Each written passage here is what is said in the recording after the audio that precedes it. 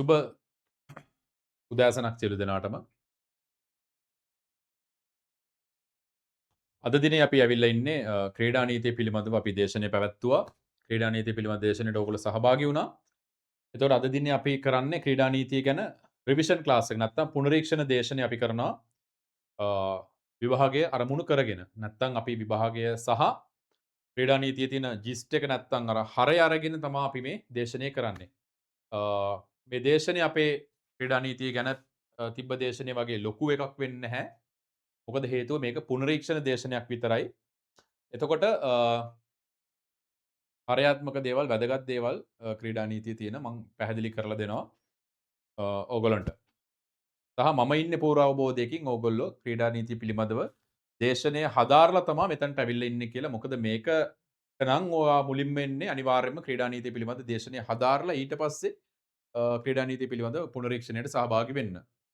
Original දේශනයට සහභාගී වෙන්න හැමතිස්සෙම. හරි. ක්‍රීඩා නීතිය ක්‍රීඩා නීතිය ගැන ඉගෙන ගන්න තියෙන එකම තැන ග්ලාස්ගෝව ඉන්ටර්නැෂනල් කැම්පස් ආයතනය. ක්‍රීඩා නීතිය ගැන සර්ටිෆිකේට් එකක් ගන්න පුළුවන් එකම තැන ග්ලාස්ගෝව ඉන්ටර්නැෂනල් කැම්පස් ආයතනය. ක්වොලිෆිකේෂන් එකක් නොලෙජ් එකක් ගන්න පුළුවන් එකම තැන මෙතන. එතකොට ඕගොල්ලන්ට පුළුවන් ක්‍රීඩා නීතිය සම්බන්ධයෙන් තියෙන එක්සෑම් එකට සහභාගී වෙලා එක්සෑම් එක රික්වෙස්ට් කරලා ඒ එක්සෑම් එක ලියලා ඒකට දාලා සහතිකයක් ලබාගෙන යම්කිසි ජොබ් ඔපචුනිටි එකකදී හරි නැත්නම් ඔයගොල්ලන්ට පුළුවන් ක්‍රීඩා නීතිය සම්බන්ධයෙන් ක්‍රීඩාවට ආදරය කරන කෙනෙක් ක්‍රීඩා නරඹන්නෙක් නැත්නම් ක්‍රීඩා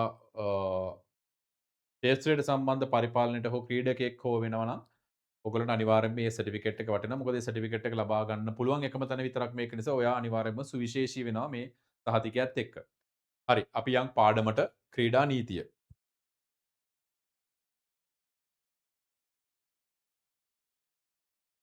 ක්‍රීඩා නීතිය කියලා දෙන්න මට තියෙන ක්වොලිෆිකේෂන් එක තමයි මගේ නම ලක්ෂාන් රාමවික්‍රම. ක්‍රීඩා නීතිය කියලා දෙන්න මට තියෙන ක්වොලිෆිකේෂන් එක තමයි මම ක්‍රීඩා නීතිය සම්බන්ධයෙන් ආචාර්ය උපාධියක් කොළඹ විශ්වවිද්‍යාලයේ හදාරනවා. ඒකේ අවසාන අදියරේ ඉන්නේ අන්තිම ස්ටේජ් එකේ.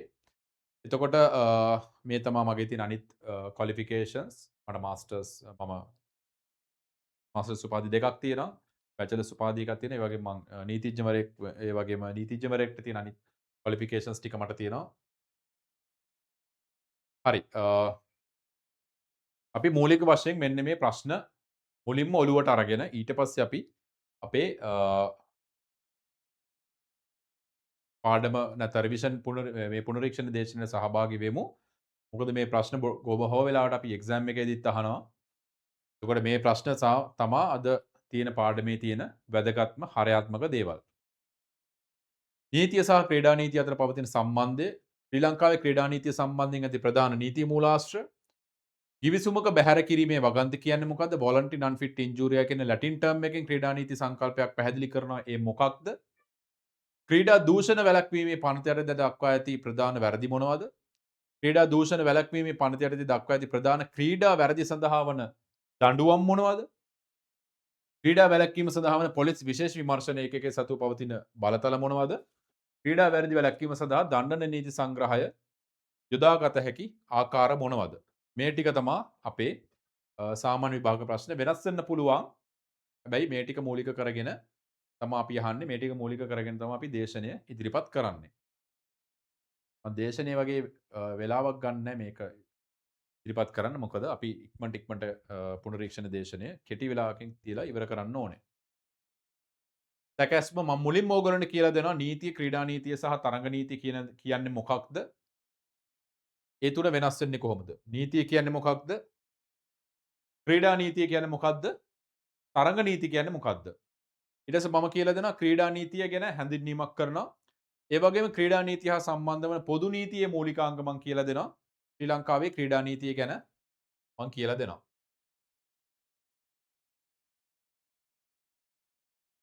නීතිය ක්‍රීඩා නීතිය සහ තරඟ නීති. ක්‍රීඩා නීතිය වැදගත්කම. ඔයගොල්ලන්ට මං හිතන්නේ මේ chart මේ diagram එක පේනවා. මේ circle එක.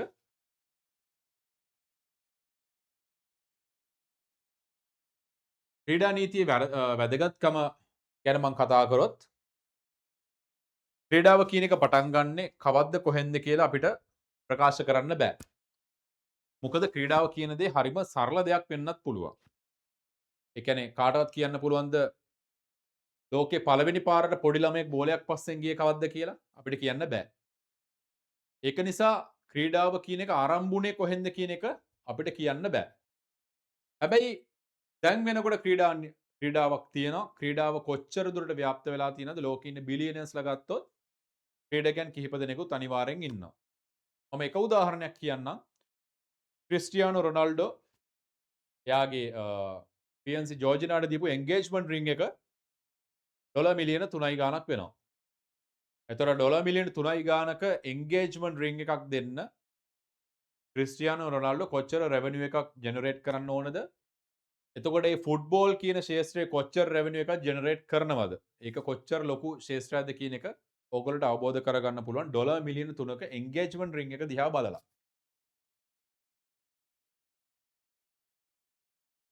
ක්‍රීඩා නීතිය තරඟ නීති සහ ඒ වගේම ශ්‍රී ලංකාව ගැන කතා කරොත් ශ්‍රී ලංකාව කියලා කියන්නේ ලෝකයේ සාමාන්‍ය මධ්‍යස්ථ ප්‍රමාණයේ රටක්.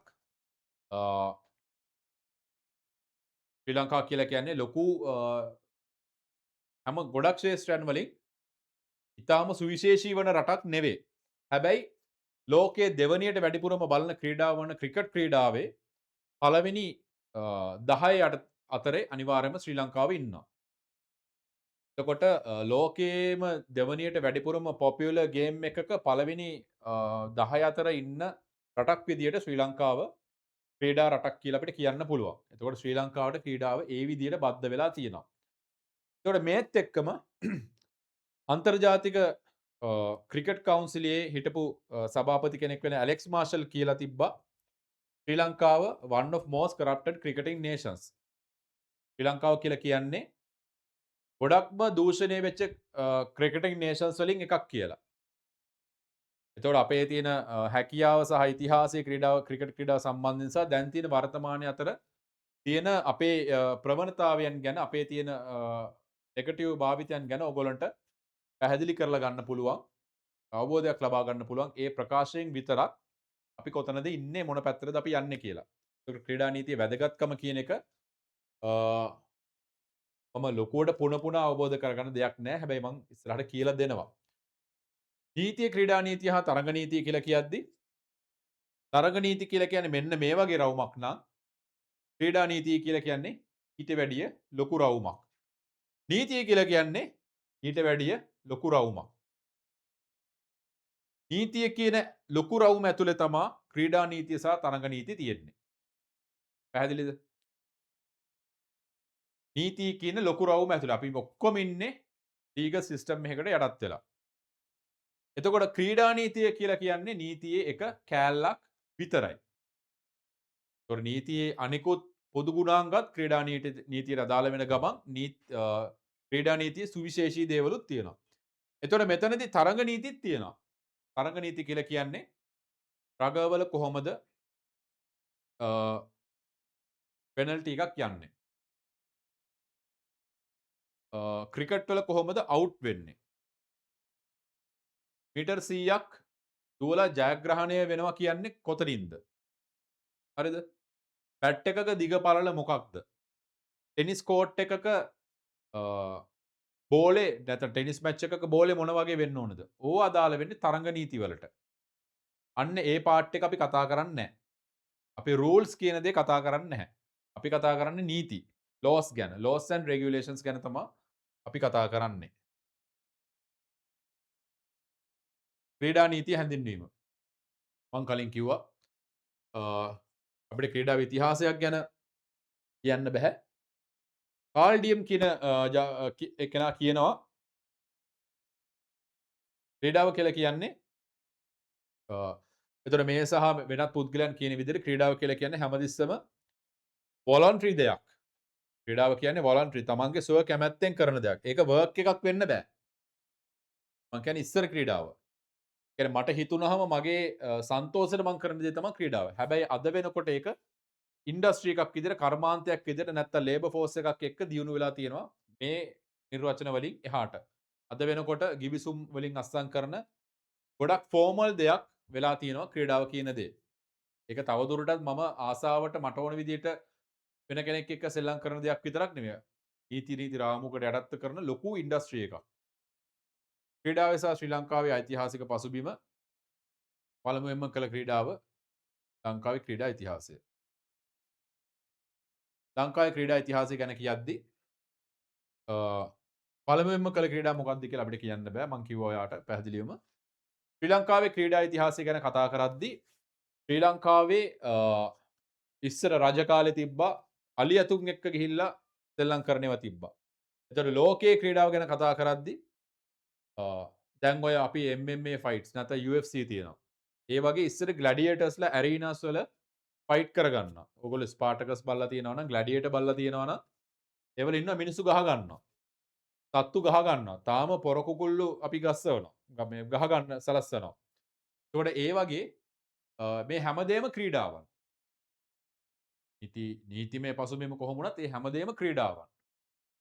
හරිද? එතකොට ක්‍රීඩාවල තියෙන කන්ටැක්ට් ස්පෝර්ට්ස් සමහර ඒවා තියෙන කෙලින්ම ඒක ගහ ගන්නම ක්‍රීඩා. ඒ කියන්නේ රග කියන දේ ඇඟේ වදින ක්‍රීඩාවන්.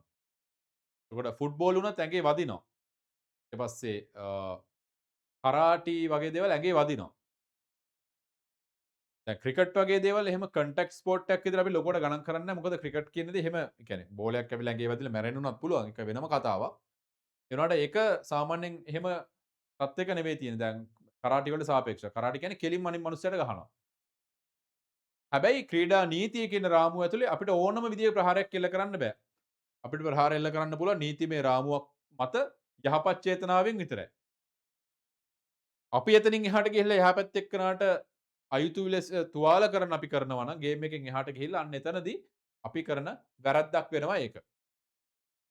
පැහැදිලිද? එතනදී අපි කරන වැරද්දක් වෙනවා.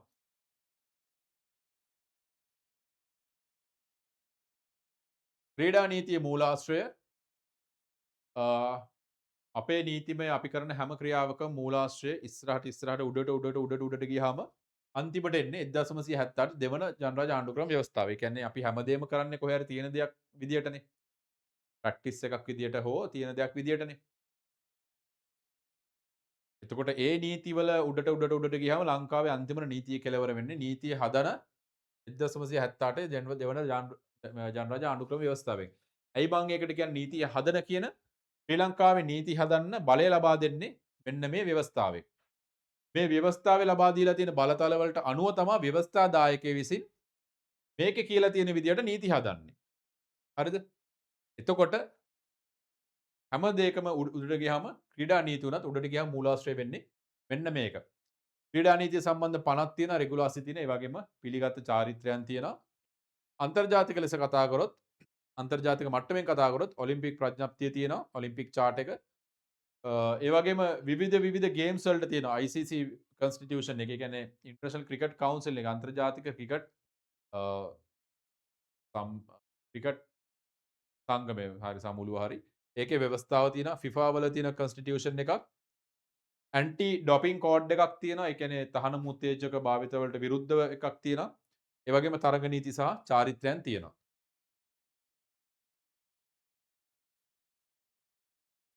ක්‍රීඩා නීතිය හා සම්බන්ධ වන පොදු නීතියේ මූලිකාංග.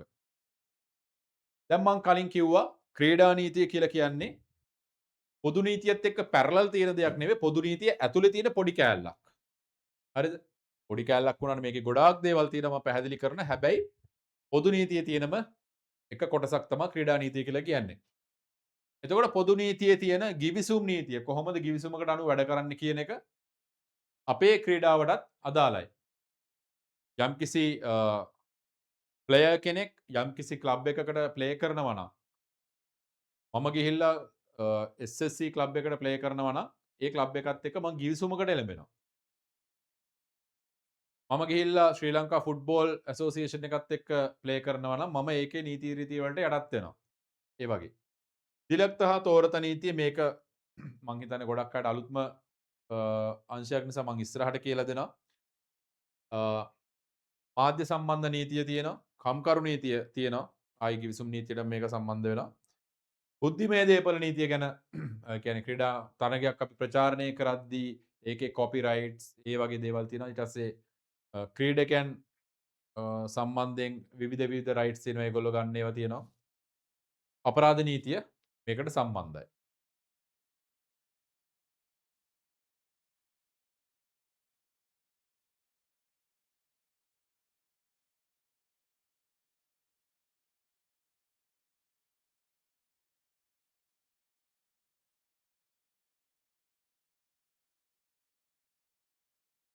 ගිවිසුම් නීතිය.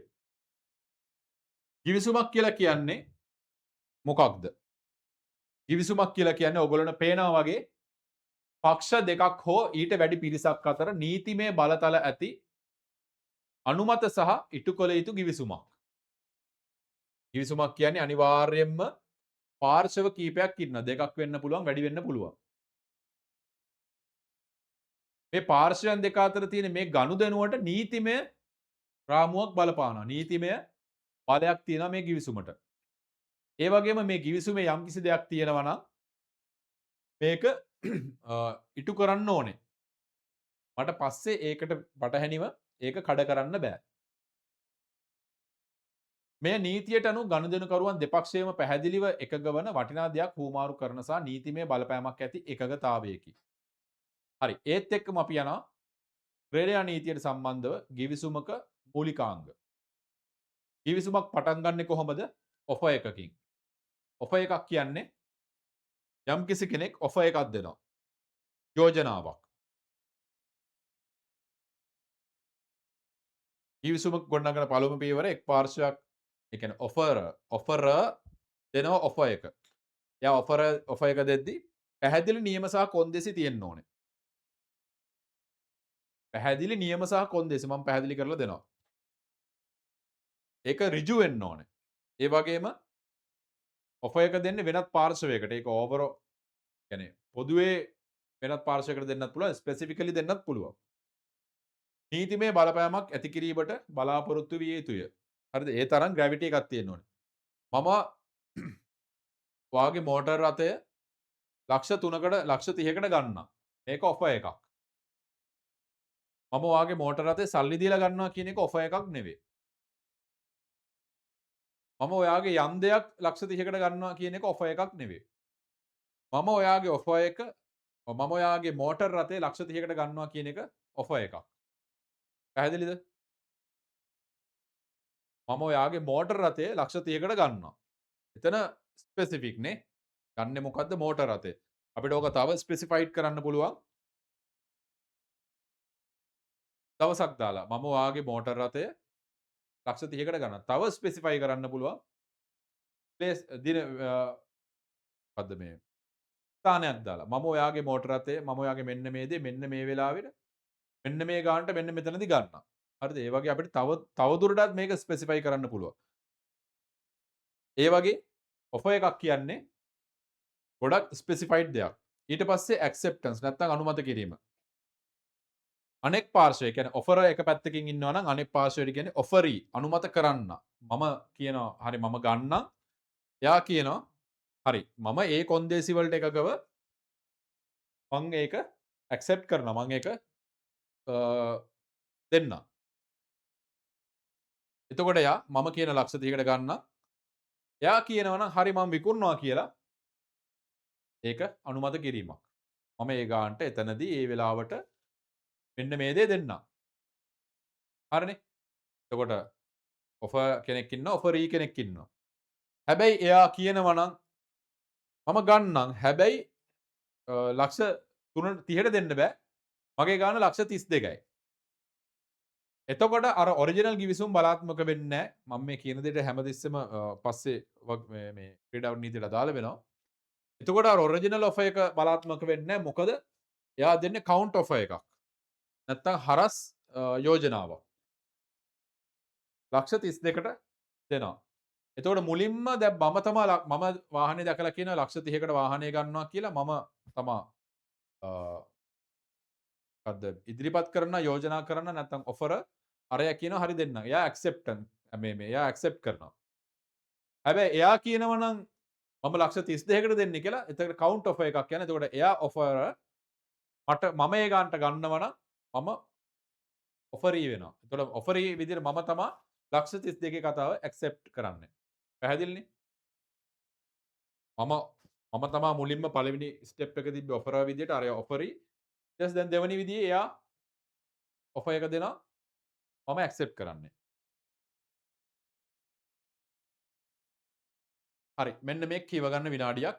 එතකොට ඕගොල්ලන්ට පැහැදිලිලා මම කියපු කතාව ක්‍රීඩා නීතිය සම්බන්ධයෙන් අදාළ වෙන විදිය.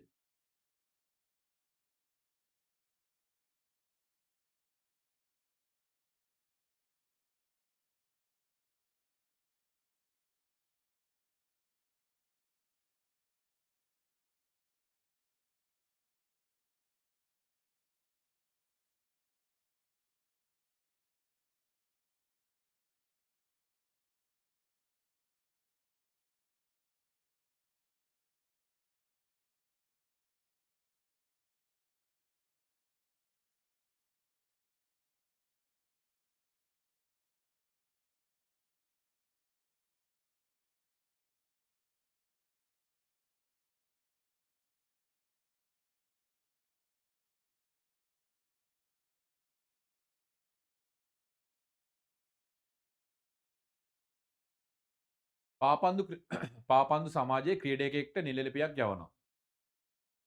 ඔයාට ඔබට අවුරුදු 2ක ගිවිසුමක් ලබා දෙන්න අපි කැමති අවුරුද්දට මිලියන 5ක වැටුපක්. ඒ වගේම බෝනස්. දැන් මේක පැහැදිලි ඔෆර් එකක්ද? මේකේ තියෙනවද කාලය මුදල් සම්පූර්ණ කොන්දේසි විස්තර? එතකොට මේක විශේෂිතව කෙනෙක්ට යොමු කරලා තියෙනවද නැත්නම් නමක් නොදන්න නිකන් ඔහේ කියන කතාවක් විතරද? නෑ මෙතනදී ඔෆර් එකක් තියෙනවා. ඒ වගේම ඒක ඇක්සෙප්ට් කරන්න පුළුවන් ඔයාට ඔෆරී විදියට. කොන්දේසි අනුව මම මේ යෝජනාවට එකඟ වෙනවා. හරි. ඔන්න ඔතනින් ඔෆර් එක ආවා. ඇක්සෙප්ට් කරා. ඔතනදී කොන්ට්‍රැක්ට් එක සම්පූර්ණයි. ඔන්න ඕකට තමයි කෙටියෙන් කියන්නේ ගිවිසුමක් කියලා. එතකොට මේ ගිවිසුමට අනුව මේ දේ දෙන්න ක්‍රීඩා සමාජය බැඳිලා ඉන්නා. මේ ගිවිසුමට අනුව මේ දේ දෙන්නේ නැත්තම් ඒ වෙනුවට කටයුතු කරන්න මට අයිතිවාසිකමක් තියෙනවා. ඒ වගේම ඒ දේ අනුව මම කටයුතු කරේ නැත්තම් ඒ කියන්නේ ඒ ගිවිසුමට අවුරුදු දෙකක ගිවිසුමන්නේ තියෙන්නේ. ඒ දේ අනුව මම කටයුතු කරේ නැත්තම් මට විරුද්ධව කටයුතු කරන්න අදාළ ක්‍රීඩා සමාජයටත් අයිතිවාසිකමක් එනවා. හරිනේ. ඔන්න ඔෆර් එක තියෙනවා. ඇක්සෙප්ටන්ස් එක තියෙනවා. මෙන්න මෙතනදී ගිවිසුම ඉවරයි. හරිනේ. ඔෆර් එක තියෙනවා. ඇක්සෙප්ටන්ස් එක තියෙනවා. මෙතනදී ගිවිසුම ඉවරයි. කවුන්ට් ඔෆර් එකකදී වෙන්නේ මම යා කියන විදිහටම පිළිගන්නේ. හැබැයි හරි මම කැමති ඔයගොල්ලොත් එක්ක ජොයින් වෙන්න. හැබැයි මට මිලියන 5ක බෑ. මට මිලියන 6ක් ඕනේ.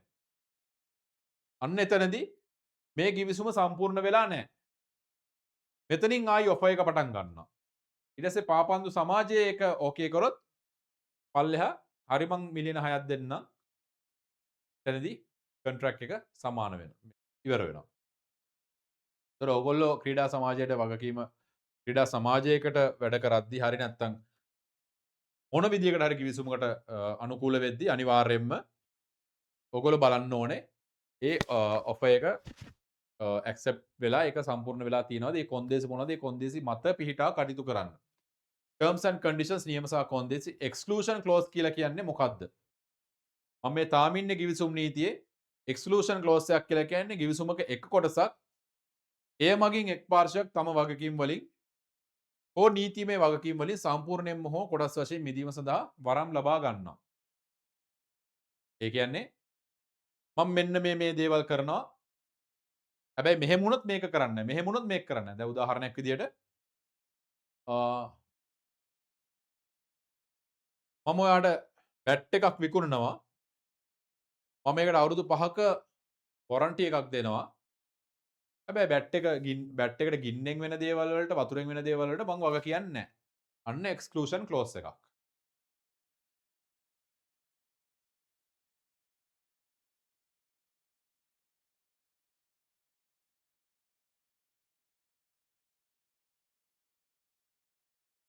දිලක්ත සහ තෝරත නීතිය. ක්‍රීඩා ශේෂ්ත්‍රය තුළ දිලක්ත සහ තෝරත නීතිය බොහෝ විට භාවිතා වෙන්නේ ආබාධ සහ අනතුරු. නෙග්ලිජන්ස් එකක් තිබ්බොත් දිලක්ත සහ තෝරත නීතිය අදාළ වෙනවා. උදාහරණයක් විදියට අපි හිතමු ටෙනිස් ග්‍රවුන්ඩ් එකක් තියෙනවා මම ටෙනිස් ප්ලේයර් කෙනෙක්. මාව ටෙනිස් මැච් එකකට කැඳවනවා. හැබැයි මම ටෙනිස් රැකට් එකෙන් ප්ලේ කරද්දි රැකට් එක බාගෙන කැඩලා මගේ කටේ වැදිලා මගේ කටින් ලේ එනවා. මම ඉන්ජර් වෙනවා. එතකොට ඒ අදාළ මාව ගෙන්නපු කට්ටියට ඒක මැනුෆැක්චරින් කරපු කට්ටියට ඒක ඕගනයිසර්ස්ලට වගකීමක් තියෙනවා මට වන්දි ගෙවන්න. පැහැදිලිද? ෆුට්බෝල් ක්‍රීඩකයෙක් ග්‍රවුන්ඩ් එකේ වලක නැත්තම් තියෙන ගලක වැදිලා ඉන්ජර් වෙනවා. එයා නෝමල් විදිහට වැටිලා ඉන්ජර් වෙන එක වෙනම දෙයක්. හැබැයි වලක නැත්තම් ගලක වැදිලා ගලක් කියලා කියන්නේ කාගේ හරි නෙග්ලිජන්ස් එකක් නිසා තමයි ඒක එතන තියෙන්නේ. ඒක අයින් කරන්න වගකීම් තියෙන පාර්ශවයන් ඉන්නවා ග්‍රවුන්ඩ් එකේ. නැත්නම් ඒ තියෙන සීසන් මේ සීරීස් එකේ මැච් එකේ. ඒතර ඒක අයින් කරන්න තු වෙන දේවල් වලට ඒක බලපානවා. කාට හරි අපහාස කරනවා නම් දිලක්ත තෝරත නීතිය මානසික හානියක් වෙනවා නම් නර්වස් ෂොක් එක ඒ කියන්නේ බොක්සින් මැච් එකක් යනවා එක්කෙනෙක් තව කෙනෙක්ව බය කරනවා මොකක් හරි ගහන්න බැරි ඉල්ලීගල් පංචයක් ගහලා එයාව හානි කරනවා වගේ කියලා. ඒතර ඇත්තටම එයා ඉල්ලීගල් පංචයක් ගැහුවොත් ඒක වෙනම අපරාධ නීතිය යටතේ යනවා. ඒක වෙනම දෙයක්. ඊට අමතරව එයා කරන දේ ඒක දැකලා අරයා බය වෙලා නර්වස් ෂොක් එකක් එනවා නම් මානසික හානියකට පත් වෙනවා නම් එතනදිත් වන්දි ලබා ගන්න අවස්ථාව සලසලා තියෙනවා. ඊට පස්සේ ප්‍රොපර්ටි ඩැමේජ් උපකරණ ස්ථානවලට හානි කරනවා. අපි දැකලා තියෙනවා ක්‍රිකට් මැච් වලට ක්‍රිකට් මැච් ඉවර වෙලා ස්ටිව් ස්මිත් නැත්තම් ශකීබ් අල් හසන් ඊට පස්සේ තව කවුද අර ඕස්ට්‍රේලියාවේ වේඩ් ඒ වගේ කට්ටිය මම දැකලා තියෙනවා ක්‍රිකට් මැච් එක ඉවරලා ඒගොල්ලෝ අවුට් වෙන එකට ඩ්‍රෙසින් රූම් එකට ගිහිල්ලා ඒක කඩනවා. කියන්නේ ගහනවා. ඊට පස්සේ මම දැකලා තියෙනවා නිවුස් වල හානි වෙලා තියෙනවා. අන්න ඒ වගේ ප්‍රොපර්ටි ඩැමේජ් මොනවා හරි කරාම ඒ වලට ගෙවන්න වන්දි ගෙවන්න අනිවාර්යෙන්ම වගකීමක් තියෙනවා. ක්‍රීඩා නීතිය සම්බන්ධ මූලධර්ම සහ න්‍යායන්. ගේම්ස්මන්ෂිප් සහ ස්පෝර්ට්මන්ෂිප්. කර්ක් හැන්සන් මැට් සැවේජ් කියන දෙන්නා මේක පැහැදිලි කරලා තියෙනවා. ස්පෝර්ට්ස්මන්ෂිප් කියලා දෙයක්ත් තියෙනවා. ගේම්ස්මන්ෂිප් කියලා දෙයක්ත් තියෙනවා. මේ සමහර දේවල් අපිට සිංහලින් ගත්තාම අර අයිස්ක්‍රීම් කියන එක හිම කිරම වගේ මොකක් හරි ගැලපෙන්නේ නැති එකක් කියනවා වගේ මේක ගැලපෙන්නේ නැහැ. ඒක නිසා සමහර ඉංග්‍රීසි වචන මම ඉංග්‍රීසි විදිහටම තියෙනවා. මොකද ඒක කියවුවහම තමයි ඕගොල්ලන්ටත් තේරෙන්නේ මටත් තේරෙන්නේ. මට තේරෙන්නේ නැත්නම් ඒවල තියෙන සිංහල තේරුම් සමහර ඒවල සිංහල තේරුම් ඇත්තෙත් නැහැ. හරි අපි කියමු ස්පෝර්ට්ස්මන්ෂිප් සහ ගේම්ස්මන්ෂිප් කියන්නේ මොකද්ද? ඒකේ වෙනස මොකද්ද කියලා. ක්‍රීඩා නීති පමණක් නෙවෙයි ක්‍රීඩාවේ සහ සියලු පාර්ශවයන්ගේ ගෞරවය රකිමින් සාධාරණව අවංකව සහ ගෞරවයෙන් යුක්තව ක්‍රීඩා කිරීම ස්පෝර්ට්ස්මන්ෂිප් එක. හරිද? ක්‍රීඩා නීති උල්ලංඝනය නොකර නමුත් නීතිවල තාක්ෂණය හෝ පුද්ගලයන්ගේ හිඩැස් භාවිතා කරමින් තාර්ගයේ ප්‍රතිලාභ ලබා ගැනීම ගේම්ස්මන්ෂිප් එක. ඒ කියන්නේ කෙටියෙන් කියනවා නම් අනීතික නොවන ඕනම දෙයක් කිරීම ගේම්ස්මන්ෂිප් එකට බාධාවක් නැහැ. හරිද? බැට්ස්මන් දුවගෙන එනවා. එයාව හැප්පිලා වැටෙනවා. අර අනිහා පැත්තේ පුද්ගලයාට පූර්ණ නීතිමය අයිතිවාසිකමක් තියෙනවා අරයව අවුට් කරන්න. එයා ඒක කරන එක ගේම්ස්මන්ෂිප් එකට බාධාවක් නෙවෙයි. හැබැයි ඉන්ටෙග්‍රිටි එකට එතන ස්පෝර්ට්ස්මන්ෂිප් එක ගැන ප්‍රශ්නයක් එන්නත් පුළුවන්. ඒක නීති විරෝධී දෙයක් නෙවෙයි හැබැයි. පැහැදිලිද? ගේම්ස්මන්ෂිප් එකත් කඩ කරොත් ඒ කියන්නේ මැච් එක දිනන්න සල්ලි ගන්නවා. මැච් එක පරද්දන්න සල්ලි දෙනවා. හරිද? විවිධ පාර්ශවයන්ට අම්පයර්ස්ලට වගේ බලපෑම් කරනවා. නීති විරෝධී ලෙස සූදු කෙලෙනවා මැච් එක සම්බන්ධයෙන්. අන්න ඒවා ගේම්ස්මන්ෂිප් එකට බලපානවා. ඒකේ ගේම් එකට තර්ජනයක් වෙනකොට. ඒවා නීති විරෝධී. මේවා නීති විරෝධී නැහැ. but ඉන්ටෙග්‍රිටි එක මේන්ටේන් කරන්න නම් ක්‍රීඩාවේ ජීව ගුණය පවත්වාගෙන යන්න නම් අත්‍යවශ්‍ය වෙන කාරණා. ස්පෝර්ට්ස්මන්ෂිප් කියන්නේ. හැමතිස්සෙම දැන් ක්‍රිකට් ගත්තොත් ICC ෆුට්බෝල් ගත්තොත් FIFA ඒගොල්ලෝ ફોකස් කරන්නේ ස්පෝර්ට්ස්මන්ෂිප් එකෙන් යන්න. හැබැයි ස්පෝර්ට්ස්මන්ෂිප් කියන එක අපිට 100% ගැරන්ටි කරන්න බෑ. ගේම්ස්මන්ෂිප් එකත් ගැරන්ටි කරන්න බෑ. හැබැයි ගේම්ස්මන්ෂිප් එක නැති වෙන තැන අපිට පුළුවන් නීතියෙන් ක්‍රියා කරන්න. ස්පෝර්ට්ස්මන්ෂිප් එක නැති වුණා කියලා ගේම්ස්මන්ෂිප් එක තියෙනවා නම් අපිට නීතිමය ක්‍රියාමාර්ග ගන්න බෑ.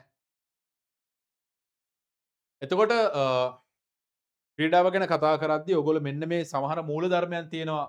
ඒවා ගැන දැනගෙන ඉන්න ඕනේ. එකක් තමා වොලන්ටි නන්ෆිට් ඉන්ජූරියා. වොලන්ටි නන්ෆිට් ඉන්ජූරියා කියලා කියන්නේ බලමු මෙතන තියෙනවද කියලා නැත්නම් මම කියලා දෙන්නම් නැහැ.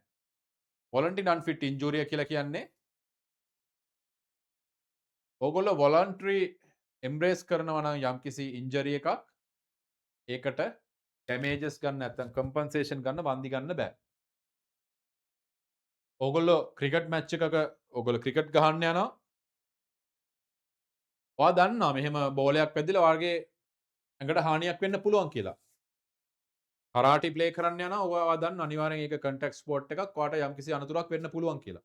සමහරලාට ඒවා ගිවිසුම් වලටත් ගන්නවා. අනතුරක් වුණොත් කිසිම දෙයක් කරන්න බෑ කියලා. ඕගොල්ලෝ දන්නවා රග මැච් එකකට යනවා වෙන කෙනෙක්ගේ එල්බෝ එකක් වදින්න පුළුවන්. වැදිලා හානියක් වෙන්න පුළුවන්. නැත්තම් ඕගොල්ලෝ ක්‍රිකට් මැච් එකක් බලන්න යනවා.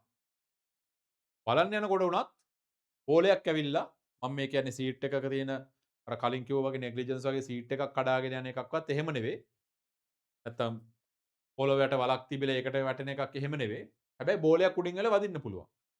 අන්න ඒ එතකොට තමයි අපි කියන්නේ වොලන්ටරි නන්ෆිට් ඉන්ජුරි එක කියන්නේ අපි වොලන්ටරි ඒක රිස්ක් එක එම්බ්‍රේස් කරොත් අපිට පස්සේ ඒකට විරුද්ධව ක්ලේම් කරන්න බෑ. මොකද අපි ඒක දැනගෙන කරන්නේ.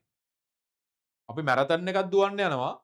මැරතන් එක නිසා ඩීහයිඩ්‍රේට් වෙලා ඕවර්හීට් වෙලා අපිව මැරෙන්න පුළුවන්. හරිද? සමහර වෙලාවට ඒවා ක්‍රීඩා ගිවිසුම් මේ අදාළ ආයතන විසින් ගිවිසුම් ගත කරලම කියනවා එහෙම කිසිම ක්ලේම් එකක් කරන්න බෑ කියලා. ඒ නැතත් වොලන්ටරි නන්ෆිට් ඉන්ජුරි අනුව ඒ මූලධර්මය පවතිනවා. ස්වභාවික නීතිය යුක්තිය මූලධර්මය කියලා කියන්නේ යම්කිසි ප්‍රශ්නයක් වුණාම අපි හිතමුකෝ මැච් ෆික්සිං වලට තියෙනවා ඇලිගේෂන් එකක්. එතකොට ඒ වගේ අවස්ථාවකදී අපිට බෑ කෙනෙක්ගේ කෙලින්ම එයාව සැක කරා කියලා එයාට විරුද්ධව පනිෂ් කරන්න. හරිද? ස්වභාවික යුක්තිය මූලධර්ම කියන්නේ ස්වභාවික යුක්තිය මූලධර්ම කොටස් දෙකක් තියෙනවා. නෙමෝජුඩෙක්ස් සුවා කවුස අවුඩි අල්ටරම් පාරෙම්. නෙමෝජුඩෙක්ස් සුවා කවුස කියන්නේ රූල් අගේන්ස්ට් බයස්. ඒ කියන්නේ හැමතිස්සම ඩිසිෂන් මේකින් ඔතොරිටි එක ඉම්පාර්ෂල් ඉන්ඩිපෙන්ඩන්ට් වෙන්න ඕනේ. ඒ කියන්නේ ක්‍රීඩා වැරද්දක් පිළිබඳව මම විනිශ්චය කරන්න යනවා. හැබැයි මම ඒ ක්‍රීඩා සංගමේ සමාජිකයෙක්. අන්න එතකොට ප්‍රශ්නයක් තියෙනවා. එහෙම කරන්න බෑ. කොන්ෆ්ලික්ට් ඔෆ් ඉන්ටරෙස්ට් වෙනවා. ක්‍රීඩා වැරද්දක් ගැන මම විනිශ්චය කරන්න යනවා. හැබැයි මම ප්‍රතිවාදී කණ්ඩායමේ සමාජිකයෙක්.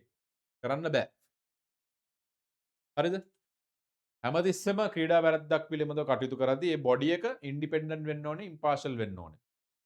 කියන්නේ කිසිම වෙන බලයකට යටත් නොවි ඒ වෙලාවේ විතරක් ඒක විසඳන්න ඕනේ. අනිත් පැත්ත තමා යම්කිසි පාර්ශවයකට විරුද්ධව ක්‍රීඩා වැරැද්දක් සඳහා කටයුතු කිරීමේදී ඔහුට ස්වභාවික යුක්තිය මූලධර්ම වලින් ගැරන්ට් කරලා තියෙන රයිට්ස් අයිතිවාසිකම් ලබා දෙන්න ඕනේ. ඒකට කාටවත් කිසිම දඬුවමක් දෙන්න බෑ යාට කියන්න නැතුව. එයාගෙන් අහන්න නැතුව. එතකොට ඒ නිසා ක්‍රිකට් වේවා ෆුට්බෝල් වේවා ඒ අදාළ ආයතනවල ෆෙඩරේෂන්ස් මගින් ඩිසිප්ලිනරි ක්‍රමවේදයක් තියෙනවා. විනය ක්‍රියාමාර්ග ගන්න ක්‍රමවේදයක් තියෙනවා. ඒ අනුව ඒ පුද්ගලයාගෙන් අහලා ඒ පුද්ගලයාව ගෙන්නලා ඒ පුද්ගලයාට තම මතය ඉදිරිපත් කරන අවස්ථාව දීලා දෙපැත්තම හරබැර බලලා තමයි තීරණය කරන්නේ. හැබැයි පරීක්ෂණ වලට සහයෝගය දුන්නේ නැත්නම් දැන් ප්‍රසිද්ධ ක්‍රීඩකයෙක් හිටියේ එයාගේ ICC එක විමර්ශනය කරද්දී එයා කියන එයාගේ ෆෝන් එක දෙන්න බෑ කියලා. එතකොට එයාට chance එකක් opportunity එකක් දීලා තමයි එයා ඒක ඒ විදිහට තීරණය කරන්නේ. එතකොට ඒ අනුව එයාට එයාගෙන් අහන්න විදියක් නෑ අහන්න try කරලා තියෙන. එතකොට එයාට ඒ chance එක එන්නේ නැහැ. හරි ඊට පස්සේ අපි යනවා අපරාධ නීතියට. අපරාධ නීතිය ගැන කතා කරද්දී 1883 අංක 2 දණ්ඩන නීති සංග්‍රහය 1973 අංක 25 ක්‍රීඩා පනත 2019 ක්‍රීඩාවලට සම්බන්ධ වැරදි වැළැක්වීමේ පනත ඒ වගේම 2023 අංක 9 දූෂණ විරෝධී පනත කියන පනත් හරිම වැදගත් වෙනවා ඔයගොල්ලෝ මතකේ තියා ගන්න. දණ්ඩන නීති සංග්‍රහය කියන්නේ ශ්‍රී ලංකාවේ සාමාන්‍ය මේක හරයාත්මක අපරාධ නීතිය ගැන කතා කරොත් ශ්‍රී ලංකාවේ උඩින්ම තියෙන ලීඩිං රෙපොසිටරි එක නැත්තම් ලීගල් ස්ටොරේජ් එක තමයි දණ්ඩන නීති සංග්‍රහය. එතකොට දණ්ඩන නීති සංග්‍රහයෙන් කියනවා මිනිමැරුමක් කියන්නේ මොකද්ද? මිනිමැරුමක් නොවන සාවද්‍ය මනුෂ්‍ය ඝාතනයක් කියන්නේ මොකද්ද? ක්ෂණික කෝපය කියන්නේ මොකද්ද? පුද්ගලික ආරක්ෂාවේ අයිතිය කියන්නේ මොකද්ද? පහර දීමක් කියන්නේ මොකද්ද? බරපතල තුවාල කිරීමක් කියන්නේ මොකක්ද? ඒ ඔක්කොම ටික දණ්ඩන නීති සංග්‍රහය පැහැදිලි කරලා තියෙනවා. එතකොට මේවා ඒ විදිහටම ක්‍රීඩා නීතියටත් අදාළයි. මම කලින් කිව්වා කන්ටැක්ට් ස්පෝර්ට් එකක් වුණත් අපි හිතමු කරාටි කරනවා. කරාටි වලදී එක පාර්ශවයක් විසින් අනිත් පාර්ශවය හිතාමතා තරඟයේ දිනුනාට නෙවෙයි හොඳට ප්ලෑන් කරලා අනිත් පුද්ගලයා ඉන්ජර් වෙන විදියට ඒ දේ කරනවා නම් එයාට දණ්ඩන නීති සංග්‍රහයෙන් කටයුතු කරන්න පුළුවන්. හරිද? එයා අ ක්‍රීඩාවක් කරනවා කියන එක දණ්ඩන නීති සංග්‍රහයේ ආවරණය ගිලිහෙන්න හේතුවක් නෙවෙයි. කෙටියෙන් කියනවා නම්. එතකොට ක්‍රීඩාව කරන අතර ලිංගික අතවරයක් සිදු වෙනවා නම් එතන දණ්ඩන නීති සංග්‍රහය අදාළයි. ක්‍රීඩාව කරන අතර තහනම් උත්තේජක භාවිතා කරනවා නම් තහනම් උත්තේජක පිළිබඳ නීතියට අමතරව තහනම් මත්ද්‍රව්‍ය භාවිතා කරනවා නම් ඒකට අදාළ සාමාන්‍ය නීතියේ තියෙන ඔය dangerous drugs and OPM act තහනම් විෂ අභිංසා ගංජා ඒ අදාළ ඒ පනතට ඒක අදාළයි. ක්‍රීඩාව කරන ගමන් අල්ලස් ගන්නවා නම් ඒක ඒ අදාළ පනතට අදාළයි. දෙවනිට වැදගත්ම පනත විදිහට මම දක්වනවා ක්‍රීඩාවලට සම්බන්ධ වැරදි වැළැක්වීමේ පනත. මේ පනතේ අරමුණු ප්‍රධාන 4ක් තියෙනවා. නෑ පනතේ අරමුණුත් එක්ක කියවද්දි ප්‍රධාන ක්‍රීඩා වැරදි 4ක් තියෙනවා. මොනවද? තරඟ පාවා දීම, දූෂණය, නීති විරෝධී මෙහෙයවීම, නීති විරෝධී ඔට්ටු ඇල්ලීම. මෙන්න මේ ටික ඕගලන්ට කියව ගන්න කියලා මම ආරාධනා කරනවා. ස්ලයිඩ් එක කියව ගන්න. ඒකේ තියෙනවා පනතේ තියෙන අරමුණු මොනවද කියලා.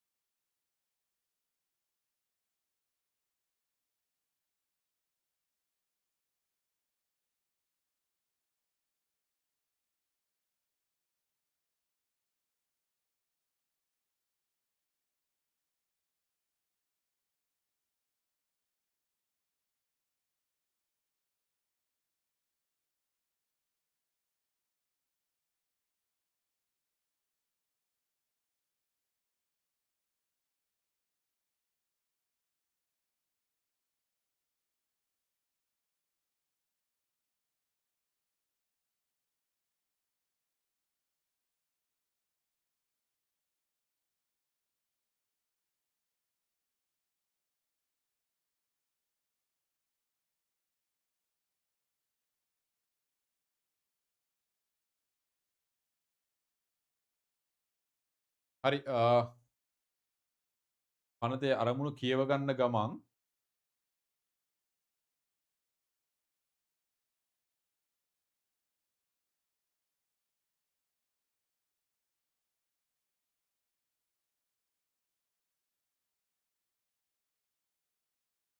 මේවා තමයි පනතේ අරමුණු.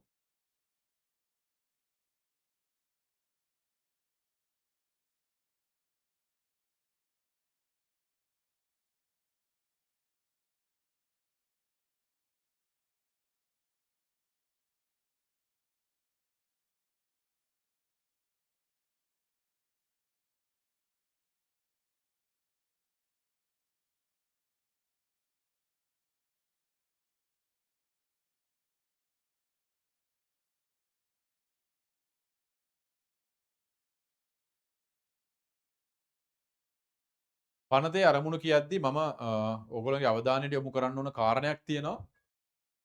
දැන් මේ ටික කියවගෙන යද්දි බලන්නකෝ. ප්‍රධාන ක්‍රීඩා වැරදි 4 වළක්වනවා. තරඟ පාවා දෙන එක, දූෂණය, නීති විරෝධී මෙහෙයුම, නීති විරෝධී ඔට්ටු ඇල්ලීම කියන එක වළක්වනවා. ඊට පස්සේ මේක වළක්වන්න අපක්ෂපාතී විශේෂ විමර්ශන ඒකකයක් පිහිටවනවා. මේක තියෙන්නේ සුගතදාස ක්‍රීඩාංගණයේ ස්පෙෂල් ඉන්වෙස්ටිගේෂන් යුනිට් එකක් තියෙනවා. පොලිසිය මේ ක්‍රීඩා වැරදි අල්ලන්නම ක්‍රීඩා වැරදි වළක්වන්නම තියෙනවා. ඒ සම්බන්ධයෙන් දේවල් ප්‍රවර්ධනය කරනවා. ඊට පස්සේ ඔට්ටු මෙහෙයුම්කරුවන් ජාතික අන්තර්ජාතික සහයෝගීතාවය ඒ සම්බන්ධයෙන් ආයතන අතර සහයෝගීතාවය සම්බන්ධීකරණය වර්ධනය කරගන්නවා. යහපත් ගුඩ් එටිකට්ස් වර්ධනය කරගන්නවා. ඊට පස්සේ ජාතික ක්‍රීඩාවල අවංකභාවය ආරක්ෂා කරන්න පවත්වාගෙන යනවා. මේ ඔක්කොම තියෙන්නේ නෙගටිව් අඩු කරන්නනේ. කියන්නේ මොනවා හරි ක්‍රීඩා වැරදි වෙන එක වළක්වන්න. හරිද? ඒත් එක්කම පනතේ අරමුණක් තියෙනවා. විශේෂ වැදගත් දෙයක් තමයි වෘත්තීය ක්‍රීඩකයන්ගේ කීර්තිනාමය සහ ජීවන වෘත්තිය ආරක්ෂා කිරීම.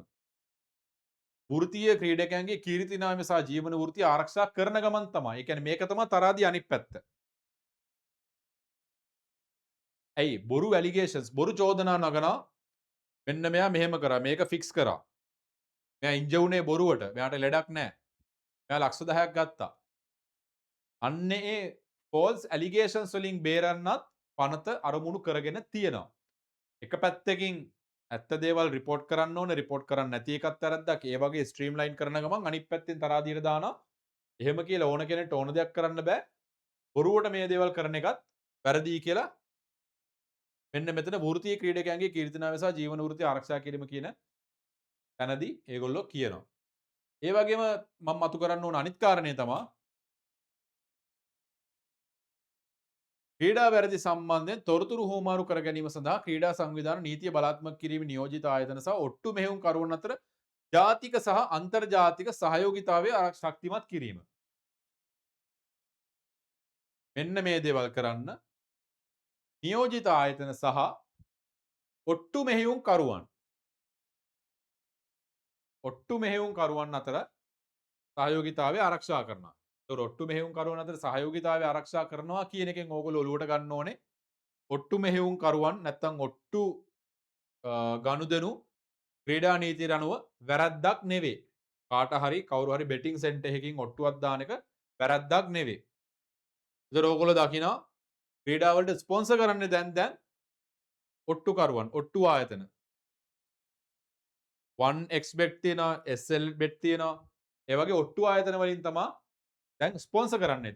ඒ සීරීස් එකටම ඒ මැච් වලට. එතකොට ඔට්ටු මෙහෙයුම් කියන්නේ ඔට්ටු කරනවා කියන්නේ බෙටිං කියන්නේ වැරද්දක් නෙවෙයි. ඉන්හෙරන්ට්ලි වැරද්දක් නෙවෙයි බෙටිං කියලා කියන්නේ. හැබැයි බෙටිං කියන දේ ඉන්වෝල්ව් වෙනවා නම් ක්‍රීඩාවේ යම්කිසි තැනක වෙන සිද්ධියක් කන්ට්‍රෝල් කරන්න අන්න එතනදී බෙටිං කියන එක ඉල්ලීගල් බෙටිං වෙනවා. පැහැදිලිද? මට කෙනෙක් එක්ක ඔට්ටු අල්ලන්න පුළුවන්. හරි. අද මැච් එක පෝර්චුගල් දිනනවා. අද මැච් එක ශ්‍රී ලංකාව දිනනවා. ප්‍රශ්නයක් නැහැ. ඒක ගිවිසුම් නීතිය යටතේරෙන ගිවිසුමක්. දින්නොත් මම සල්ලි ගන්නවා නැත්තම් නෑ. නැත්තම් පරදින සල්ලි දෙනවා.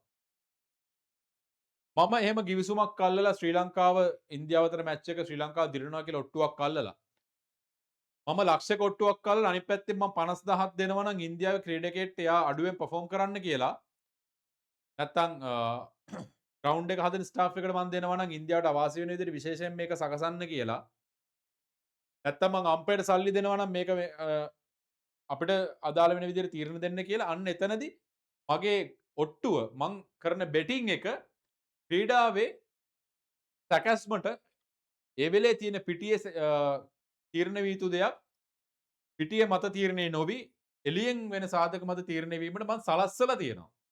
අන්න එතනදී මගේ බෙටිං එක ඉල්ලීගල් බෙටිං වෙනවා. පැහැදිලිද? ඔන්න ඕක තමයි වෙනස.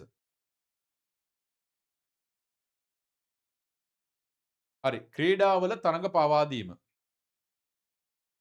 මෙන්න මේක පොඩ්ඩක් කියව ගන්න. මේක කියව ගන්නකම විනාඩියක් හිතන්න කාටද තරඟ පාවා දෙන්න පුළුවන් කියලා මෙතන තියෙන මේගොල්ලෝ කොහොමද තරඟ පාවා දෙන්නේ කියලා හිතන්න.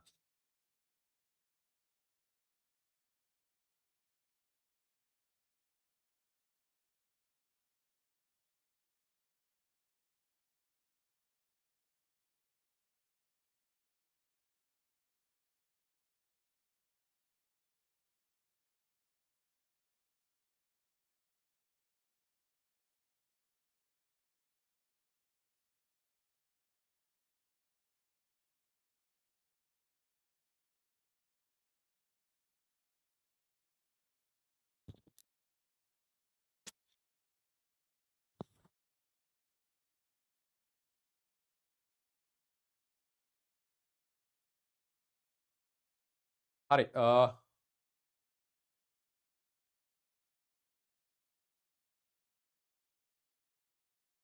ක්‍රීඩාවල තරඟ පාවා දීම.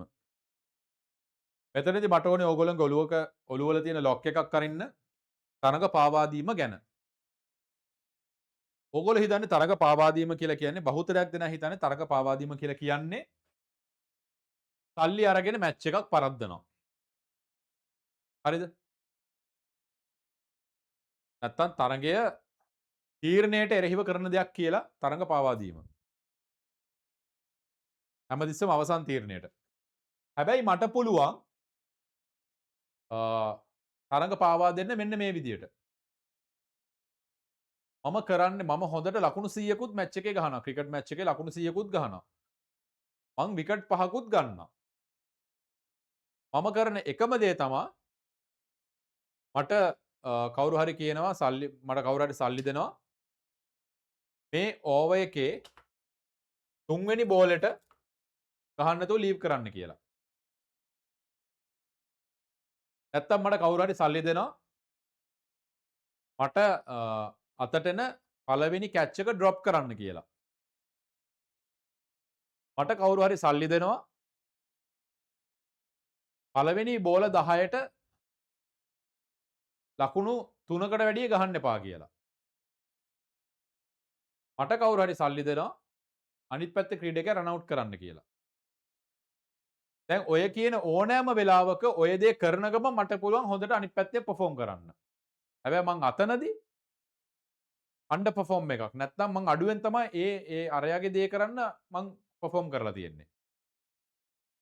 ඒතකොට එතනදී මම කරන්නේ ක්‍රීඩාවක තරඟේ පවා දීමක්.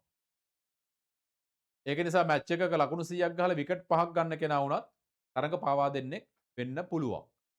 ක්‍රිකට් ගැන කතා කරොත්. අනිත් ඒවත් එහෙමයි. දිනුම පැරදුම මතම කියන්න බෑ මෙයා තරඟේ පවා දීලාද නැද්ද කියලා. දිනුම පැරදුම මත හයිලයිට් වෙනවා. හැබැයි ඒක මතම කියන්න බෑ මෙයා තරඟේ පවා දීලා තියෙනවද නැද්ද කියලා.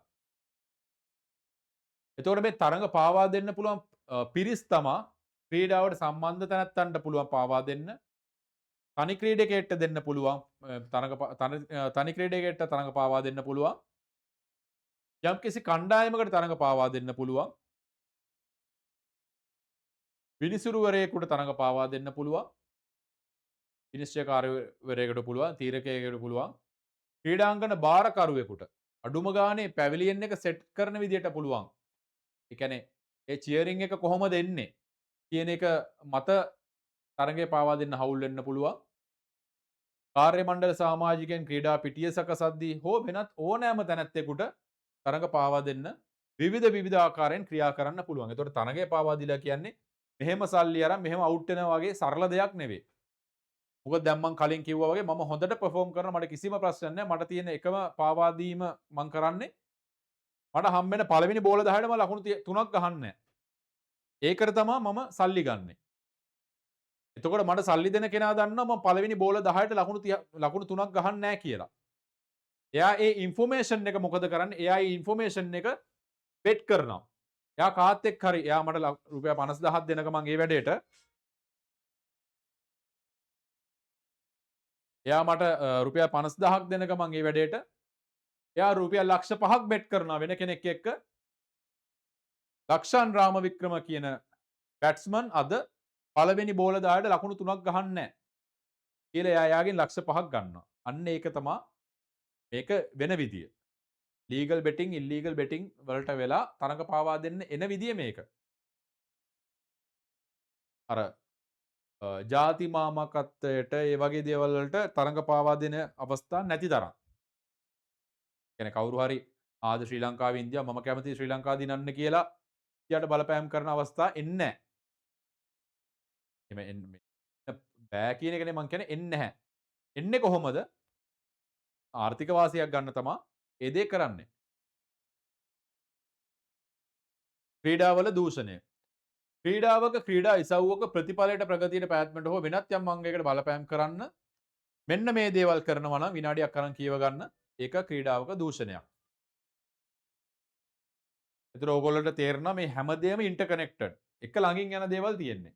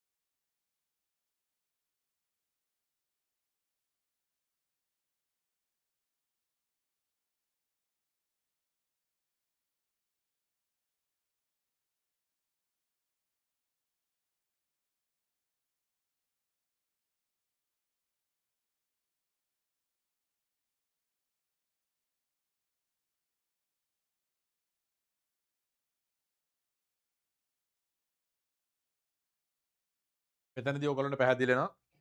මෙන්න මේ කැල කිව්වොත් යම් ක්‍රියාවක් කිරීමෙන් වැළකී සිටීමට ඍජුවම හෝ වක්‍රව යම් තැනැත්තෙකුගේ අයදීම යම් තැනැත්තෙකු පෙළඹවීම හෝ කැමැති කරවා ගැනීම.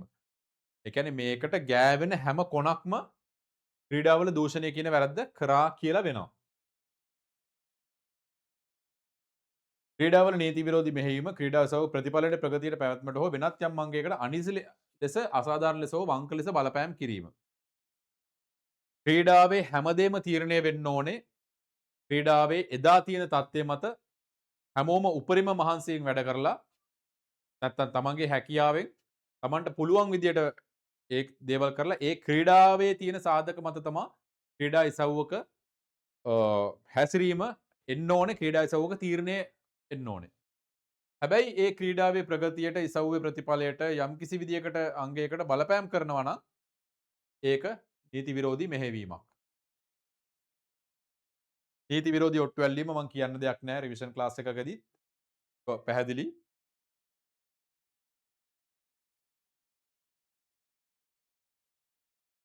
ප්‍රධාන ක්‍රීඩා වරදක් සිදු කිරීමට ආධාර අනුබල දෙන තැත් කරන කුමන්ත්‍රණය කරන හෝ ඒ සඳහා යම් ක්‍රීඩාවට සම්බන්ධ තැනැත්තෙකු වෙත ප්‍රවේශ වෙන පොළඹවන බලපෑම් කරන නැත්නම් හැකියාව ඇති කරන පාසුකම් සලසක කියන්නේ ගෑවිච්ච හැම කොනක්ම මේකට අදාළ විදියට ක්‍රීඩා වැරද්දට අදාළ විදියට දඬුවම් ලැබිය යුතු වැරදි සිදු කළා වෙනවා. මෙතන කෙටියෙන් කියනවා නම් ඕනම විදියකින් ඉන්වෝල්ව් වෙන ඕනම කෙනෙක් ඉන්ටෙන්ෂනලි ඉන්වෝල්ව් වෙනවා නම් එයා ඒකට අවුල් වීමක් වෙනවා. මෙම ක්‍රීඩා වැරදි සංඥය සහ අපදිය නොහැකි වැරදි වේ. මොකද්ද සංඥය වැරදි කියලා කියන්නේ? අපරාධ නඩු විධාන සංග්‍රහයේ තියෙන වැරදි වර්ග දෙකක්, අපරාධ වර්ග දෙකක්, සංඥය වැරදි, සංඥය නොවන වැරදි. ඒතර සංඥය වැරදි කියලා කියන්නේ cognizable offences. cognizable offences කියලා කියන්නේ උසාවි නියෝගයක් ඕනේ නැහැ එයාව අරෙස්ට් කරන්න. ඒ වැරද්දට. ඒතර අනිත් දේවල් වලට උසාවි නියෝගයක් ඕනේ. සාමාන්‍යයෙන් බරපතල වැරදි තමයි උසාවි නියෝගයක් ඕනේ නැහැ කියලා කියන්නේ. හරිද? එතකොට ක්‍රීඩා වැරද්දක් බරපතල වැරද්දක් විදිහට සලකලා උසාවි නියෝගයක් අවශ්‍ය නැහැ. සැකපිට පොලිසියට උනත් අත්අඩංගුවට ගන්න පුළුවන් වැරද්දක් විදිහට මේ ක්‍රීඩා පනතේ වැරදි හඳුන්වා දීලා තියෙනවා. ඒ කියන්නේ උදාහරණයක් විදිහට ඕගොල්ලෝ රිපෝට් කරන්නේ නැත්නම් ක්‍රීඩා වැරද්දක් ගැන දැනගෙන ඒකට අනුවම ඇති ඇරෙස්ට් වෙන්න. ඒ වගේම ඒවා අපදිය නොහැකි වේ. ඒ කියන්නේ කුඩා අධිකරණ වලින් අප දෙන්න බෑ. ඔගොල්ලෝ බන්ධනාගාරගත වෙනවා. හරි අමාරු ප්‍රොසෙස් එකක් තියෙන්නේ ඊට පස්සේ. ක්‍රීඩා වැරදි සඳහා වන දඬුවම් රුපියල් මිලියන 100ක් දක්වා. ඕගොල්ලන්ට මතක ඇති ඊස්ට් ඇටැක් එක කාලේ ඒ අප්‍රේල් 21 ප්‍රහාරයෙන් පස්සේ යම් යම් මුස්ලිම් ආගමික ස්ථානවල කඩු හොයාගත්තා. හරිද? ඒ කඩුවකට උසාවියෙන් දෙන දඬුවම තමා රුපියල් 50ක දඩයක්. සමහර ලොකු වැරදි තියෙනවා රුපියල් 50යි 100යි 1000යි 1500 2000යි වගේ දඬුවම් ලබා දෙන තාම අපේ රටේ නීති පද්ධතියේ. එතකොට රුපියල් 50 100 1000 1500 ලොකු වැරදි වලට දඬුවම් ලබා දෙන රටේ ක්‍රීඩා වැරද්දකට රුපියල් මිලියන 100ක් දක්වා දඩයක් ගහන්න පුළුවන්. රුපියල් මිලියන 100ක් දක්වා දඩයක් ගහන්න පුළුවන්. කියන්නේ ඔයගොල්ලන්ට තේරෙනවා මේකට කොච්චර බර තියලා තියෙනවද පාර්ලිමේන්තුව විසින් ව්‍යවස්ථාදායකයෝ විසින් මේ වැරදි වැළැක්වීමට. රුපියල් මිලියන 100ක් දක්වා දඩයක් කියලා කියන්නේ ශ්‍රී ලංකාවේ මං හිතන්නේ වෙන කිසිම පනතකින් වෙන කිසිම තැනකදී ලබා දෙන දඩයක් කියලා. ඒ වගේම ක්‍රීඩා වැරැද්දක් සඳහා අවුරුදු 10ක කාලයක් දක්වා බන්ධනාගාරගත කිරීමක් කරන්න පුළුවන්. එක පැත්තකින් කෙනෙක්ට හිතන්න පුළුවන් මේකෙන් මිනිහෙක්ට ෆිසිකලි හානි වෙන්නෙත් නැහැ. මැරෙන්නේ නැහැ, ස්ත්‍රී දූෂණයක් වෙන්නේ නැහැ, මංකොල්ල කෑමක් නෙවෙයි. හැබැයි ව්‍යවස්ථාදායකයෙ විසින් ක්‍රීඩා වැරදි කියන එක ක්‍රීඩා වංචා දූෂණ කියලා දේ මෙච්චර සීරියස් ඔෆෙන්ස් එකක් විදිහට අරගෙන අවුරුදු 10ක කාලයක් දක්වා බන්ධනාගාරගත කිරීමකට ක්‍රීඩා වැරද්ද ලක් කරලා තියෙනවා. හෝ ඒ දෙකම දෙන්න පුළුවන්. ඒ උපරිම දඬුවම මේට වැඩි අඩු ඕන දඬුවමක් දෙන්න පුළුවන්. ඒ වගේම ක්‍රීඩාවට සම්බන්ධ වෙනත් වැරදි.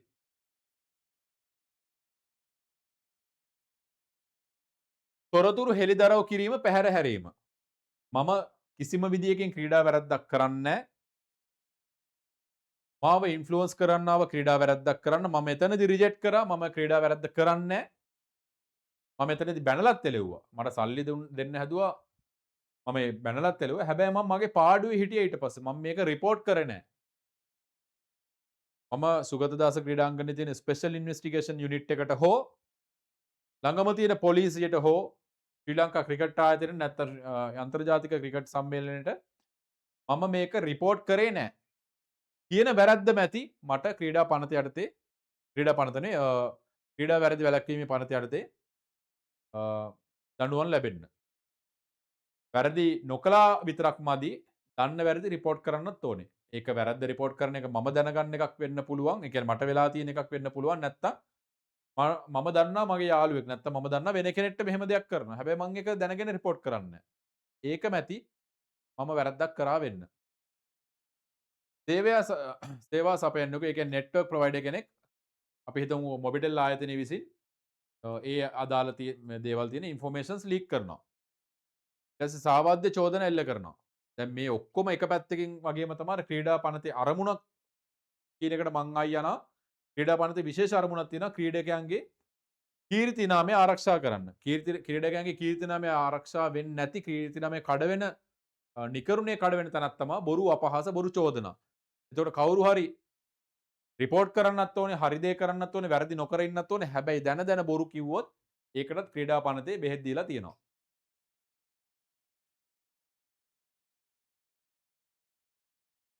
ක්‍රීඩාවේ ආචාර ධර්ම පද්ධති හැම එකේම තියෙනවා. ඇන්ටි කරප්ෂන්ස් කෝඩ් තියෙනවා, ICC එකේ තියෙනවා, FIFA වල තියෙනවා, ඩොපින් නැත්නම් තහනම් උත්තේජක සම්බන්ධයෙන් තියෙනවා, ටිකට්ස් තියෙනවා. ඒ ආචාර ධර්ම පද්ධති විධිවිධාන උල්ලංඝනය කරනවා නම් ඒ ආචාර ධර්ම පද්ධතිය විධිවිධාන සලසා ඇති දඬුවම් වලට ලක්වීම මේ පනත මගින්, ඒ කියන්නේ ක්‍රීඩා වැරදි වැළැක්වීමේ පනත මගින් අනුමත කරලා තියෙනවා. ඒ වගේම ක්‍රීඩා වරදක් අනාවරණය කරගන්න උදව් දෙන නඩු පවරන්න ඉවහල් වෙන තොරතුරු සපයන තැනැත්තන්ට ත්‍යාග මුදලකුත් ලබා දෙනවා. රිවෝඩ් එකකුත් දෙනවා මම ක්‍රීඩා වැරද්දක් සම්බන්ධයෙන් දෙයක් අනාවරණය කරොත්. හරි, අපි යනවා එතනින් එහාට විශේෂ විමර්ශන ඒකකයට. ක්‍රීඩා වැරදි වැළැක්වීම සඳහා 2019 අංක 24 දන්න ක්‍රීඩාවට සම්බන්ධ වැරදි වැළැක්වීමේ පනතේ යටතේ තමයි මේ විශේෂ විමර්ශන ඒකකය පිහිටෙව්වේ. විශේෂ විමර්ශන ඒකකයේ මගින් නීතිය රැහැනට හසු කරගත් අවස්ථාවක් තමයි මේක. අපරාධකාරයන් මෙන්න මේ කේස් නම්බර්ස් දෙකේම කතා වෙන්නේ එකම කේස් එක ගැන. මේ අවස්ථාව අන්තර්ජාතික හිටපු ජ්‍යෙෂ්ඨ ක්‍රීඩකයන්ගේ, ඒ කියන්නේ වෙටරන්ස් ප්‍රීමියර් ලීග් සීරීස් එකක්. මේකේ ඉන්නේ ක්‍රීඩාවට ප්ලේ කරපු සීනියර්ස්ලා නැත්නම් වෙටරන්ස්ලා, කලින් ප්ලේ කරපු කට්ටිය. ඒගොල්ලොන්ගේ තියෙන තරගාවලිය. මේකේ වැරදිකරු වෙන්නේ මේ පිට පාර්ශවයක් නෙවෙයි. පිට ඉන්න සූදු කෙලන බුකී කරුවෙක්වත් එහෙම කවුරුත් නෙවෙයි. අදාළ කණ්ඩායමේ කළමනාකරුවන ඉන්දියන් ජාතික වරදකරු කණ්ඩායම අයිතිකරුගේ සහෝදරයත් වෙනවා. එයා තමයි මේකේ වැරදිකරු. මගේ කණ්ඩායම මම තමා කළමනාකරු, මම තමා කියන්නේ අන්ඩර් පර්ෆෝම් කරන, අඩුවෙන් පර්ෆෝම් කරන්න කියලා. ඔයගොල්ලෝ දැනගන්න ඕනේ කළ යුතු සහ නොකළ යුතු දේවල්.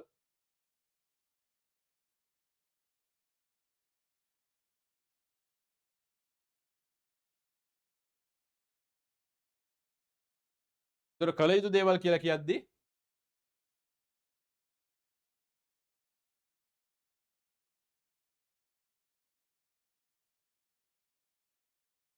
කළ යුතු දේවල් කියලා කියද්දී වැරදි නොකර ඉන්න ඕනේ.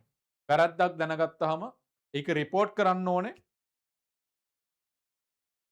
නීතිය ගැන දැනගෙන ඉන්න ඕනේ. දේවල් තමයි කළ යුතු දේවල්. නොකළ යුතු දේවල් තමයි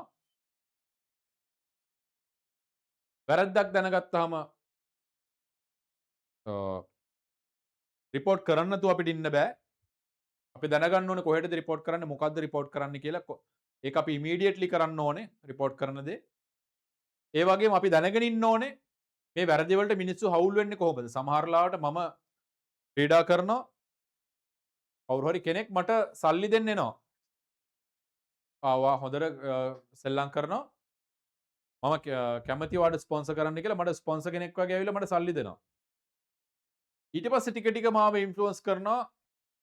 මම සිලෙක්ෂන් කමිටි එකේ ඉන්නවා නම් නැත්තම් මම සිලෙක්ෂන් කමිටුවේ නේ, එයාගේ අදාළ කෙනාව සිලෙක්ට් කරගන්න.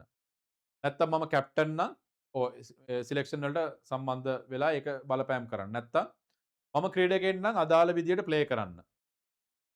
ඒ දෙයක් වෙනකොට මම දැනගන්න ඕනේ හරි මේ යන්නේ වැරදි ට්‍රැක් එකේ, දැන් මම මේක රිජෙක්ට් කරලා රිපෝට් කරන්න ඕනේ. රිජෙක්ට් ඇන්ඩ් රිපෝට් R2 කියලා අපි කියනවා. ඒ දෙකම රිෆියුස් ඇන්ඩ් රිපෝට් කියලාත් කියනවා. ඒ දෙකම වෙන්න ඕනේ.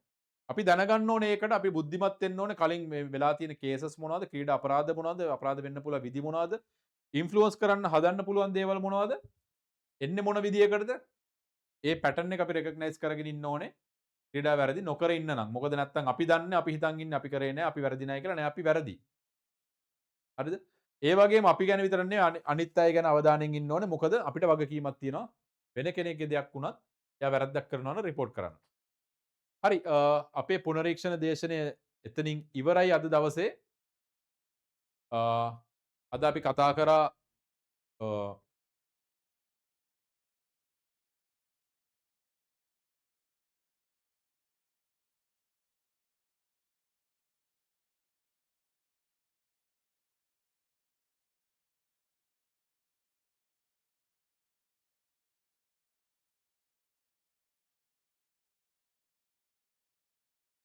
හරි මෙන්න මේ විභාග ප්‍රශ්න ටිකක් වැඩිපුර බලාගෙන ඉන්න. මේක වැදගත් වෙයි ඔයගොල්ලන්ගේ විභාගෙට මම හිතන්නේ. හරි අද අපි කතා කරා ක්‍රීඩාවක් කියන්නේ මොකක්ද? ක්‍රීඩාවේ ඉතිහාසය මොකක්ද? ක්‍රීඩාව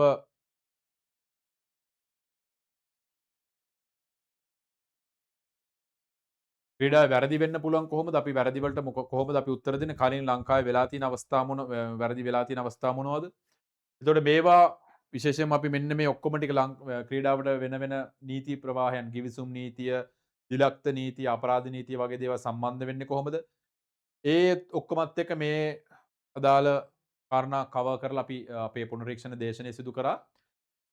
එතකොට හැමතිස්සෙම මේ පුනරීක්ෂණ දේශනය විතරක් මදි. ඔයගොල්ලෝ ඔරිජිනල් නැත්තම් ප්‍රධාන දේශනය බැලුවා නම් විතරක් පුනරීක්ෂණ දේශනයෙන් යන්න. නැත්තම් පුනරීක්ෂණ දේශනයේ දෙයක් පැහැදිලි නැත්තම් ආයි අනිවාර්යෙන් ප්‍රධාන දේශනයට සහභාගී වෙන්න කියලා මම ආරාධනා කරනවා, ඉල්ලීමක් කරනවා. ඒත් එක්කම අද දවසේ පැවැත්වෙන පුනරීක්ෂණ දේශනය මෙතනින් මම ඉවර කරනවා. එහෙනම් සියලු දෙනාටම සුබ දවසක්. බොහොම ස්තුතියි.